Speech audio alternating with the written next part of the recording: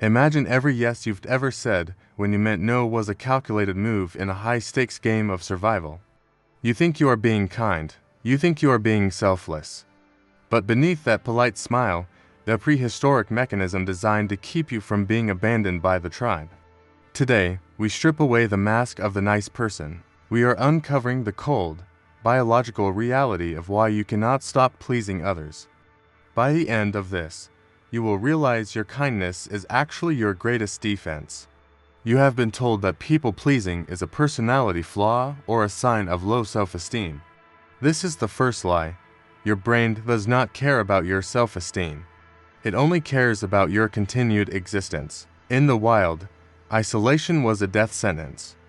To be cast out of the group meant facing predators alone, without any protection. Your ancestors survived because they mastered the art of social integration. They learned to monitor the moods of those around them constantly. Hypervigilance became a tool for survival. You are the descendant of the most socially anxious humans to ever live. Those who did not care what others thought were the first to be left behind. They did not pass on their rebellious genes. You carry a biological blueprint that equates social friction with physical danger. This is why your heart races when someone is upset. Your nervous system is reacting to a perceived threat. It believes a frown from a coworker is a predator in the tall grass. We call this fawning. It is a stress response just like fight or flight, but fawning is much more sophisticated. It is a form of social engineering. You manipulate the emotions of others to ensure they do not become a threat to you. By making others happy, you are securing your own safety. It is a quiet, desperate bargain you make every single day. Sigmund Freud suggested that the ego mediates between our primal drives and the social world. But the reality is much darker. Your kindness is often a preemptive strike against rejection. You give until it hurts because the pain of isolation is far worse. Behavioral science shows us that dopamine is released when we receive social approval. Your brain treats a compliment like a life-saving resource. You are addicted to the safety of being liked. It is a neurological loop that traps you in a cycle of perpetual service. The nice guy or good girl, the role played by a terrified animal.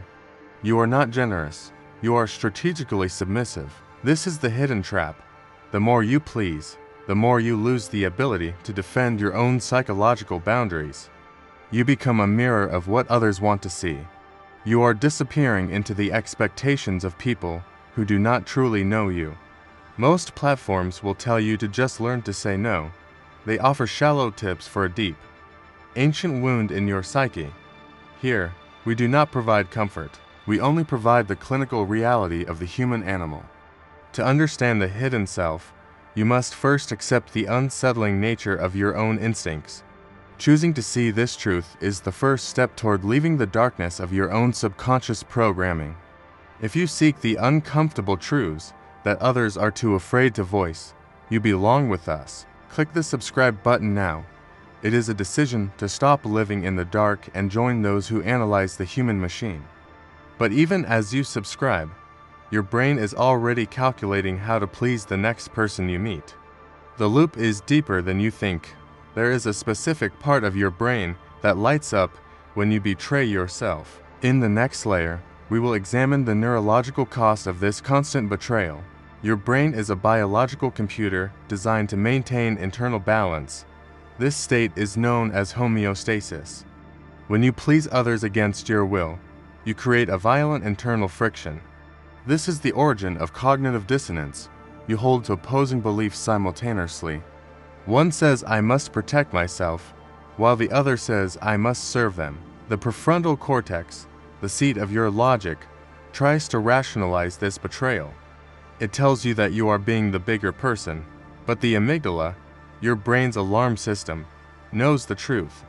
It registers the suppression of your own needs as a high-level threat. Every time you swallow your resentment, you are sending a signal of danger to your own nervous system. The body cannot distinguish between a physical predator and the psychological threat of self-erasure. Chronic people-pleasing keeps your body in a state of low-grade, constant inflammation. Your cortisol levels never truly return to baseline. You are living in a permanent state of emergency. Your brain is sacrificing your long-term health for short-term social cohesion. Evolutionary psychology tells us that the brain prioritizes immediate survival over future well-being. This is a cold, mechanical trade-off. You are trading your internal peace for the temporary absence of external conflict. It is a debt that eventually comes due. Neurological loops are formed through this repetition. The more you betray your own boundaries, the easier it becomes to do so. Your neural pathways for self-assertion begin to atrophy from disuse.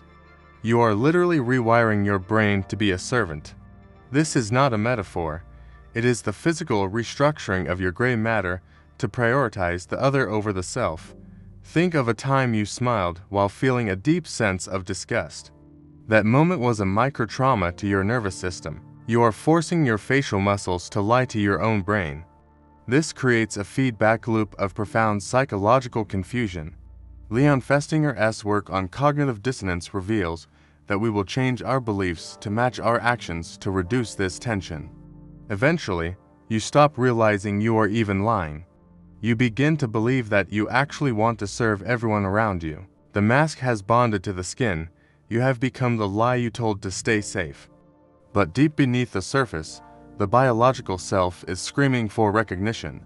It manifests as unexplained fatigue or sudden, sharp irritability. Your body attempting to revolt against the tyranny of your social programming. It is a silent war happening inside your cells. You are a house divided against itself. One half is the architect of the lie, the other is the victim of it. The more successful you are at pleasing others, the more hollow the center of your identity becomes. You have engineered a world where everyone loves a version of you that does not actually exist. This creates a terrifying paradox. If they love the mask, then they do not truly love you. You are surrounded by people, yet you are fundamentally alone. This is the ultimate cost of the survival tactic. You have secured your place in the tribe, but you have lost the person the tribe was supposed to protect. The sophisticated survival mechanism has become a cage of your own making, and the door is locked from the inside. Your brain is now scanning for the next potential conflict to avoid. It is a machine that cannot stop running. But there is a specific chemical reaction that occurs when the mask finally breaks. In the next layer, we will examine the pleaser's rage and the dark side of suppressed resentment. You believe your kindness is a clean energy source. In reality, it is a byproduct of high-pressure psychological waste. When you choose to please others, you do not actually dissolve your own desires. You simply bury them in a shallow grave.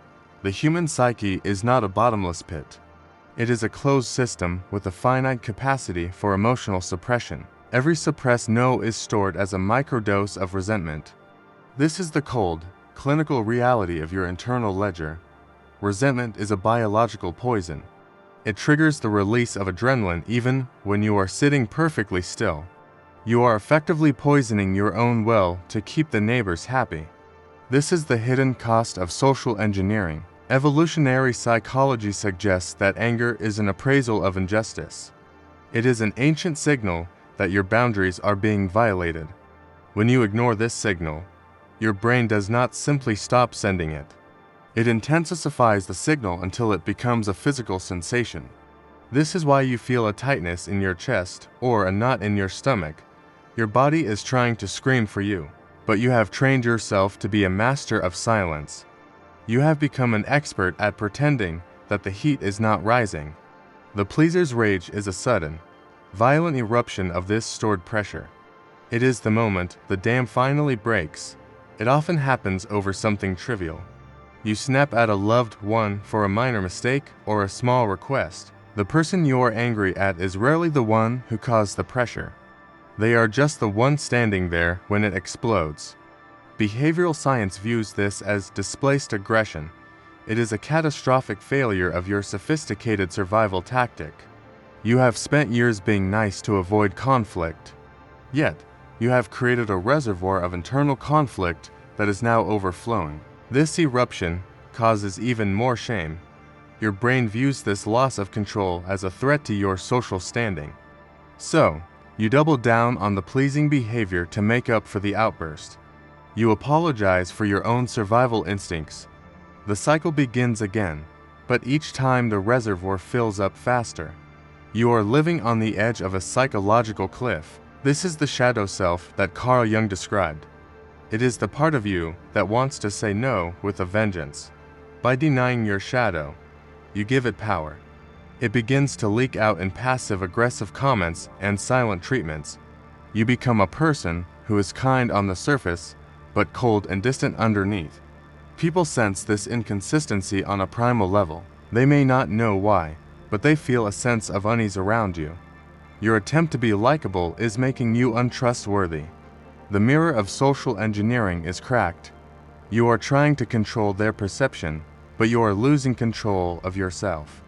Your brain is now trapped in a loop of trying to fix a reputation that your resentment is actively destroying.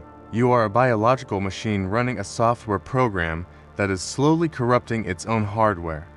The stress of this duality is aging your cells at an accelerated rate. You are literally dying to be liked by others. But there is a specific stage where the pleaser begins to enjoy the suffering of their own martyrdom. In the next layer, we will look at the narcissistic trap of the selfless victim. We must now examine the most unsettling aspect of the pleaser's psyche. We must discuss the hidden ego of the victim. You tell yourself that you are a martyr. You believe your constant self-sacrifice makes you morally superior to those you serve. This is a sophisticated form of social leverage. By giving more than others, you create an unspoken debt in every relationship. You are not just being nice. You are gathering moral capital to use as a shield against any future criticism. If someone points out your flaws, you immediately point to your exhaustion. Your kindness becomes a weapon to silence dissent. This is what behavioral science calls covert narcissism. It is the use of vulnerability and service to control others. You are engineering a reality where people are afraid to upset you. They feel a heavy, unexplained weight of obligation in your presence. You have made yourself indispensable so that you can never be abandoned. This is the ultimate survival move of a dependent organism. In evolutionary psychology, this is known as reciprocal altruism, but you have distorted it into a trap of infinite debt. You do not want others to be free. You want them to be grateful. Gratitude is a leash that you hold with a trembling hand. When others do not acknowledge your sacrifice, your internal resentment turns into a silent, icy judgment of their character. You label them as selfish or ungrateful to justify your own misery. It is a way to maintain your status as the good person. This moral high ground is a lonely, cold place to live. It prevents any true intimacy because intimacy requires to equal, honest human beings. You are not an equal, you are a servant. And a servant can never truly be a friend or a lover. The hidden self thrives on this secret power dynamic. It enjoys the feeling of being the only one who truly gives. You have turned your suffering into a badge of honor. You wear your burnout like a crown to prove your worth. But this worth is an illusion built on the foundations of your own self-contempt. You only feel valuable when you are being used. The human brain is highly sensitive to power imbalances. Others can sense your selfless agenda and they begin to withdraw. This withdrawal triggers your deepest fear. You respond by giving even more, tightening the leash that is already choking the relationship. You are suffocating the people you love with the pillow of your own generosity. It is a slow, polite form of emotional strangulation. Your kindness has become a barrier to the very connection you are trying to secure. You are working against your own biology. Neurological loops of self-pity begin to take over your thought patterns. You start to romanticize your own loneliness and your own pain. You are the hero of a tragedy that you are writing in real time. This narrative is the only thing keeping your ego intact. If you stopped pleasing, you would have to face the terrifying vacuum of who you actually are without a task to perform. The machine would have no input. The computer would have no data to process. This existential void is your greatest predator. You stay busy serving others to avoid meeting the stranger who lives inside your own skin. This is the ultimate distraction, but the machine is starting to glitch. The hardware is reaching its thermal limit and the system is beginning to fail. In the final layer, we will observe the total collapse of the pleaser and the cold reality of what remains. The final stage of this survival tactic is the total dissolution of the individual. This is the inevitable point of system collapse. You have spent a lifetime adapting to the needs of others. You have become a perfect mirror, reflecting back whatever society demands. But a mirror has no color of its own. A mirror has no depth, no warmth, and no internal structure to sustain it. Eventually, the biological machine reaches a state of total burnout. The neurological loops of fawning can no longer bridge the gap. The prefrontal cortex loses its ability to rationalize the exhaustion. The body simply stops responding to the demands of the social ego. In clinical terms, this is often labeled as clinical depression or an identity crisis. But those words are too soft for this reality. This is the death of a false self. It is the moment the prehistoric survival mechanism finally burns out its own wiring. You find yourself staring into a mirror and not recognizing the person looking back. You have worn so many masks you've lost your face. Evolutionary psychology suggests that a human without a clear identity is a human without a survival strategy. You are now truly vulnerable. The tribe you worked so hard to please begins to move on without you. They were never bonded to you. They were bonded to your service. When the service stops, the social utility ends. This is the cold, Darwinian truth that your kindness was trying to hide from you. You are left with the one thing you spent your entire life running away from, yourself. And that self is a total, terrifying stranger. There is no true self waiting to be discovered under the layers. There is only a void where a personality was supposed to grow. You must now face the reality that your life has been a series of sophisticated reactions. You have never made a truly free choice. Your yes was a reflex. Your no was a fear. Your entire existence has been a performance for an audience that wasn't even watching.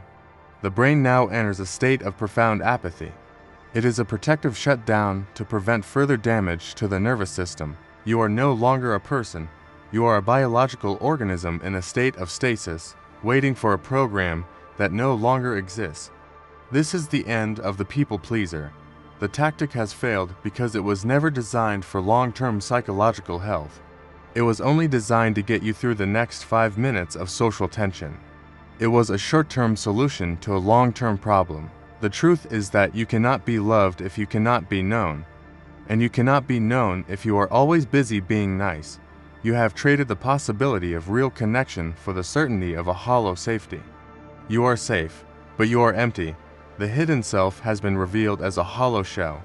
This is the uncomfortable conclusion of the good person's journey. Most will watch this and immediately look for a way to fix it. They will seek out tips on boundaries or self-love to soothe the sting. They will try to find a way to make the machine run again. They are not ready to sit in the cold light of this realization. But you have reached the end of the deep dive. You have seen the gears behind the smile and the fear behind the favor. The loop is now visible to you. Whether you choose to continue running the program or let the system crash is the only real choice you have left. The psychology of the hidden self is not about healing. It is about the brutal, clinical observation of the human animal in its natural state. You now know why you do what you do. The light has been turned on, and the shadows have nowhere left to hide. The truth is now yours to carry. What you do with it is irrelevant to the cold mechanics of your biology. We have finished the descent. The hidden self remains, as it always has, in the dark.